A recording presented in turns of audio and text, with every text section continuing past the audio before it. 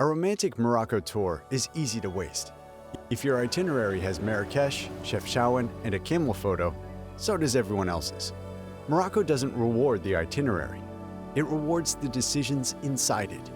We share our choices of the 7 romantic places in Morocco where your decisions matter most. Morocco earns its place as one of the most searched honeymoon destinations in the world. But most OTA Morocco itineraries for couples are built around the same 3 stops, the same lack of time, and no real understanding of the country or culture. We're going through 7 destinations by what they deliver, what most couples miss, and what separates a Morocco trip from a Morocco experience. We'll also answer the most pressing questions. Is Morocco safe for couples? Or what do you actually wear so you're not uncomfortable the entire time? Let's start in the desert. The sand in Erg Chebbi is not soft. It's mineral dense, iron rich, and when the last light hits it, it moves through amber, copper, and a deep red that regional poets spent centuries trying to describe. They compared the shifts to the moods of love. That's not a coincidence when you've spent time here. Berber folklore says these dunes formed from tears wept by gods after locals refused hospitality to a stranger. When you ride a camel into the dunes at golden hour, you're tracing trade routes that once connected Timbuktu to Marrakech, embodying a millennium of wait underneath the experience. Back at camp, a glass of mint tea arrives. In this culture, it's a gesture of peace. Then the Gnawa musicians start.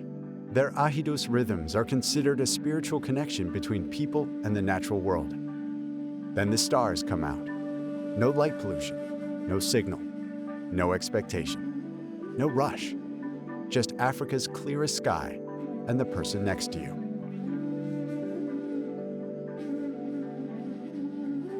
Every film crew that came here, from Gladiator, Lawrence of Arabia, and The Mummy, used this place to tell stories about endurance. Eighth Ben Haddou was built by trading families whose marriages literally united the Sahara with the High Atlas. The architecture is the record of those unions. The walls are still standing. Walk the Skoura palm grove nearby, and you'll cross Khetaras, the ancient irrigation channels carved by hand to coax water through desert ground. The date palms lining the Dra Valley carry their own drama. In Moroccan folklore, dates represent fertility and sweetness, proving how they are not decorative, but intentional, practical, and also beautiful. At dusk, the earthen walls hold the day's warmth long after the light is gone. The ochre tones deepen. The artisans' stalls are still open, selling silver and leather goods etched with motifs of protection and love, the same motifs traditionally exchanged between newlyweds in the area. Arrive before or after the buses. Walk the alleys. The silence, the views, the history are all the point. The word Zaouia refers to a spiritual lodge, a place historically devoted to hospitality, teaching, and a stillness that changes how you think. The name tells you what this village has always been known for. The cedar forests carry specific meaning in Amazigh culture: endurance and purity. Couples walk beneath the canopy in something closer to a ritual than a hike. The air smells of cedar and wild thyme and lavender, the same wildflowers that Berber communities historically wove into garlands for courtship. The Ain Vitel waterfalls empty into rock pools cold enough to wake you completely. These landscapes appear in Berber songs about devotion, specifically because of the combined ambience of the altitude, the density of trees, the drop into the ravines. Locals call it the marriage of air and earth. It's a phrase from Berber poetry describing the balance between open sky and dense forest, between exposure and shelter.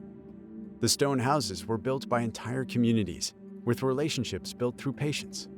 Most couples on a Morocco honeymoon never get within 100 miles of this place.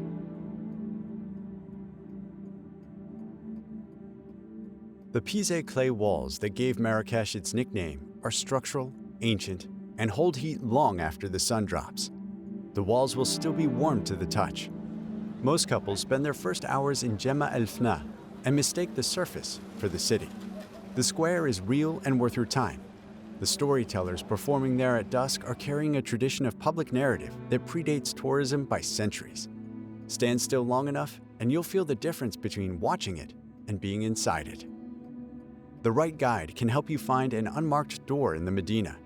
The riad behind it was designed around a central courtyard and fountain, specifically as an architectural expression of privacy and reflection. Not luxury in the modern sense, but the older idea of a space that turns inward, deliberately adorned with carved cedar and hand-laid zalige tile work. The saffron and honey coming from the kitchen are flavors that Moroccan culinary tradition has always linked to sensual harmony. The Bahia Palace was named Brilliance by a sultan after the woman he loved. The Majorelle Garden was built by a French painter as an act of obsession, then restored by Yves Saint Laurent as an act of devotion. Two men, decades apart, both compelled by the same place. The hot air balloon at dawn, with views over the Koutoubia minaret rising below you, and the Atlas Mountains sitting on the horizon, shapes your view of the Red City, bringing the color to an emotion, then a visceral feeling. Fez was chosen by Idris I for its purity and harmony. That decision is still visible in the geometry of the city, from the zalige tile work, the courtyard proportions, and the way the Medina's alleys fold into each other with an intentional logic, even when you're lost inside it. And you will get lost. The Medina's alleys were designed without a clear through line. The city is structurally set up to disorient you into paying attention. Al-Qarawiyyin University was founded in 859 AD by Fatima al-Fikhri, a woman who established what has become the oldest continuously operating university in the world. Wisdom and initiative are the founding characteristics of this city, as opposed to conquest. The brass lanterns the artisans handcraft are functional as well. And at night, in a riad courtyard, they throw warm geometric shapes across the zalige walls in a way a lighting designer could not replicate intentionally. It happens because of craft, as opposed to intention. Janan Sabil Gardens sit at the edge of the Medina, established by sultans as spaces for reflection. Folklore holds that couples who share dates beneath Fez's ancient city gates receive a blessing of devotion and sweetness, combined as a single gesture. A private cooking class inside a Medina home will give you recipes 3 generations deep. It is the most direct way into what this city actually holds. But you have to taste it before you can understand.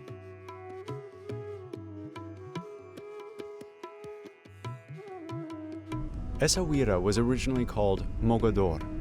The 18th century ramparts were built where European and Saharan trade routes met the Atlantic, and that collision produced the architecturally specific combination of Portuguese structure, Moroccan soul, Jewish quarter intact in the Mela, with synagogues still standing as memorials to faith that outlasted everything around them. This city is a testament to the romance of international movement, built by people who came from somewhere else and stayed. The Gnawa songs that came out of this harbor are about longing and homecoming specifically. At Scala de la Ville, sailors once marked reunions by tossing carved shells into the sea below. In season, you can stand there at sunset with the wind loud enough that you have to lean toward each other to talk. The Domaine du Val d'Argon pairs French viticulture with Moroccan terroir in a combination that shouldn't work as well as it does. Then go to Oualidia, a lagoon to the north along a protected stretch of Atlantic coast. Oysters pulled fresh that morning, no crowds. Morocco has been performing for visitors in the imperial cities, but Oualidia is what it looks like when that performance pauses. Jewish refugees arrived in Chefchaouen in the 15th century after being expelled from Spain. They painted the walls blue as a reflection of the heavens. That is the origin of every photograph you have ever seen of the city. Grief and displacement turned into a sign of devotion. The Cuspa's Andalusian gardens replicate the geometric patterns of Granada's Alhambra, the place those same refugees were forced to leave. The architecture is not decorative, but a reconstruction of somewhere lost, built by hand in the mountains of the Rif. The city's layout follows the same gentle inclines, and the call to prayer mixes with birdsong in a cadence locals call the heartbeat of the mountains. The artisans in the Medina weave blankets in indigo and white, the same colors used in wedding celebrations in this region for centuries. The Ras Al Ma waterfall at the Medina's edge carries folklore about renewal and new beginnings. Many couples visit it first, before anything else. At sunset, the facades move through lavender and rose, while the Rift Mountains hold the last light. Planning. Safety, timing, what to wear. Before you go, is Morocco safe for couples? Yes. Violent crime against tourists is rare and comparable to most European cities. The major romantic destinations, such as Marrakech's riads, Essaouira's beaches, and Chefchaouen streets, all have active tourism policing and infrastructure that has been refined over decades. Petty theft in crowded medinas is the reality and is handled the same way you would in Rome or Barcelona.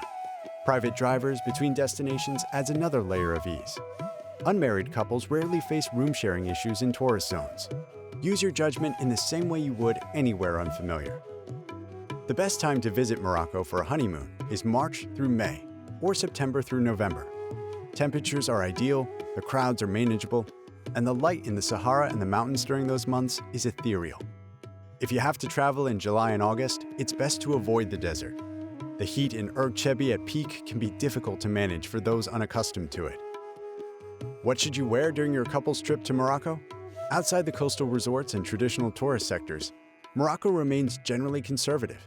Dressing accordingly is the single most effective thing you can do to move through the country with ease. For women, that could mean loose linen pants, maxi skirts, long-sleeve cotton blouses, and a lightweight scarf that doubles as shoulder coverage near mosques. For men, that could mean chinos, linen shirts, and nothing sleeveless in the Medinas. Neutral earth tones, beiges, whites, soft blues, and olives blend naturally. Morocco wasn't built for travelers, but it can reward you anyway. The dunes at Erg Chebbi were born from an act of failing someone.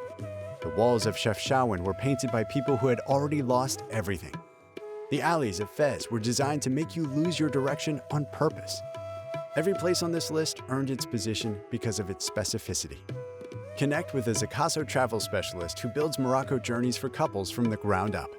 Not a loop of the same 3 cities, an itinerary built around the decisions that matter most to you. Connect with Zaouia. Subscribe for more of the Zaouia Edit, where curated travel meets cultural depth.